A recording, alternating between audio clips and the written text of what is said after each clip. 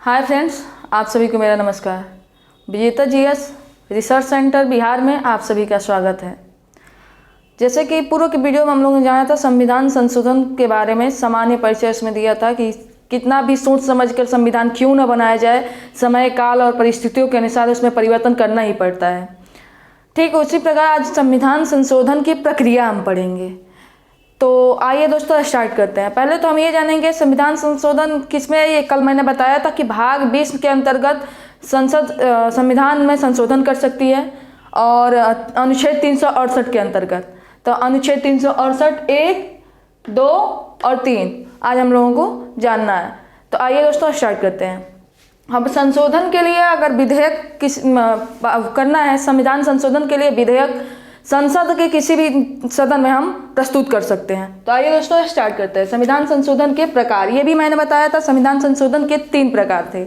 एक साधारण बहुमत द्वारा, एक विशेष बहुमत द्वारा और एक विशेष बहुमत तथा राज्यों के अनुसमर्थन या अनुमोदन द्वारा। ये कल हम लोगों ने बताया था, आज इसको हम डिफाइन करते हैं। साधारण बहुमत के अंतर्गत राज्यों के नाम, सीमा में परिवर्तन अथवा नए राज्यों के निर्माण तथा राज्यों के विधान परिषदों का सृजन और समाप्त करना, ये साधारण बहुमत द्वारा इसके अंतर्गत परिवर्तन किया जाता है कि राज्यों का नाम में परिवर्तन, उसके सीमा में परिवर्तन या फिर नए राज्यों का निर्माण किया जाता है, या फिर राष्ट्रपति, राज्यपाल, उच्चतम न्यायालय और उच्च न्यायालय के न्यायाधीश के जो वेतन होते हैं उसमें वृद्धि और कमी भी साधारण बहुमत के द्वारा की जाती है। नेक्स्ट आते हैं विशेष बहुमत पर। विशेष बहुमत के अंतर्गत संसद अपने प्रत्येक सदन के कुल सदस्य संख्या, यानी कि जितने भी सदन में संख्या है सदस्यों की, उनके बहुमत और उपस्थित एवं मत देने वाले सदस्यों के 2/3 बहुमत, यानी कि जो लोग संसद में उपस्थित हैं उनके बहुमत से और जिस मत देने वाले सदस्य हैं उनके 2/3 बहुमत से संविधान के अधिकांश अनुच्छेदों में संशोधन कर सकती है। ये विशेष बहुमत के अंतर्गत आता है। संसद क्या करेगी, अपने प्रत्येक सदन के कुल सदस्य संख्या के बहुमत, यानी कि संसद में जितने भी सदस्य हैं उनके बहुमत द्वारा या जो उपस्थित हैं और जो मत देने वाले हैं उनके 2/3 बहुमत से जो संशोधन करती है वो विशेष बहुमत के अंतर्गत करती है। और विशेष बहुमत में बहुत से अधिकांश अनुच्छेदों में संशोधन कर सकती है। नेक्स्ट आते हैं विशेष बहुमत तथा राज्यों के अनुमोदन या अनुसमर्थन द्वारा। इसमें विशेष बहुमत तो रहेगा, यानी कि विशेष बहुमत यानी कि संसद में उपस्थित, अभी जो मैंने ऊपर बताया है, कुल सदस्य संख्या के बहुमत या मत देने वाले या उपस्थित जो भी हैं उनके 2/3 सदस्यों से जो होगा वो विशेष बहुमत। तथा इसमें राज्यों के विधानमंडल का अनुमोदन भी जरूरी है। राज्य के जो विधानमंडल हैं उनका अनुसमर्थन भी जरूर है, लगभग 50% अनुसमर्थन जरूरी है। अगर इतना हो जाता है तो हम किस किस अनुच्छेदों में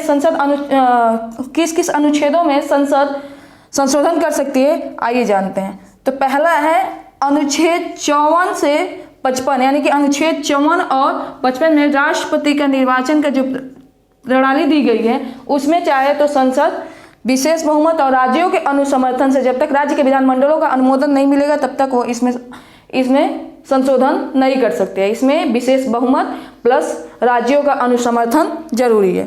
फिर दूसरा है अनुच्छेद 73 और 162। अनुच्छेद 73 और 162 के अंतर्गत संघ तथा राज्यों की कार्यपालिका शक्ति का जो विस्तार किया गया है वो भी विशेष बहुमत और राज्यों के अनुमोदन द्वारा, यानी कि राज्यों के विधानमंडलों के अनुमोदन द्वारा ही संघ तथा राज्यों की कार्यपालिका शक्ति का विस्तार कर सकती है। नेक्स्ट आते हैं अनुच्छेद 124 से 147, 214 से 231 और 2 से 41 के अंतर्गत संघ तथा राज्य की जो न्यायपालिका है उसमें अगर उनको संशोधन करना है तो उसमें भी यह संशोधन विशेष बहुमत और राज्यों के विधानमंडलों के अनुमोदन द्वारा ही इसमें भी संघ तथा राज्य के न्यायपालिका में संशोधन कर सकती है। अनुच्छेद 245, चौथा हम जानेंगे। अनुच्छेद 245 से 255 तक संघ और राज्यों के बीच विधायी शक्ति का जो बंटवारा किया गया, जो वितरण किया गया है, उसके बारे में अगर कोई संशोधन करना हो तो वो भी विशेष बहुमत तथा राज्यों के विधानमंडलों का अनुसमर्थन जरूरी है, कम से कम 50%। नेक्स्ट आते हैं 5वां जो अनुसूची 4 है उसमें संसद में राज्यों के प्रतिनिधित्व में, कि संसद में राज्यों की जो प्रतिनिधित्व होती है, प्रतिनिधि जो जाते हैं प्रतिनिधित्व करते हैं, उनमें भी अगर संशोधन करना है तो विशेष बहुमत और राज्यों के अनुमोदन द्वारा ही उसमें भी संशोधन की जा सकती है। नेक्स्ट आते हैं 6ठा नंबर, अनुसूची 7 यानी कि 7वीं अनुसूची के किसी भी सूची में अगर संशोधन करना है तो विशेष बहुमत और राज्यों के अनुमोदन और अनुसमर्थन द्वारा ही उसमें की जाएगी। किसमें? 7वीं अनुसूची की किसी भी सूची में संशोधन करनी है तो विशेष बहुमत और राज्यों का अनुसमर्थन जरूरी है। नेक्स्ट आते हैं अनुच्छेद 368 के उपबंधों में, यानी कि अनुच्छेद 368 के अंतर्गत जो भी उपबंध दिए गए हैं अगर उसमें भी कोई संशोधन करना है तो हमको विशेष बहुमत और राज्यों के विधानमंडलों के कम से कम 50% अनुमोदन आवश्यक है।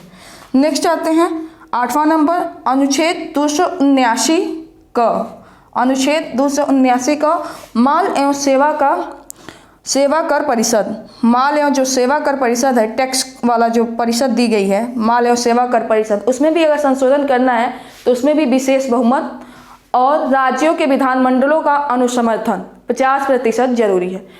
ये जो आज पढ़ाया गया संविधान संशोधन से संबंधित संविधान संशोधन के प्रकार, ये प्रत्येक प्रतियोगी परीक्षाओं के लिए इम्पोर्टेंट है। अगर वीडियो अच्छा लगा हो तो लाइक करें, सब्सक्राइब करें और ज़्यादा से ज़्यादा शेयर करें। तब तक के लिए बहुत बहुत धन्यवाद।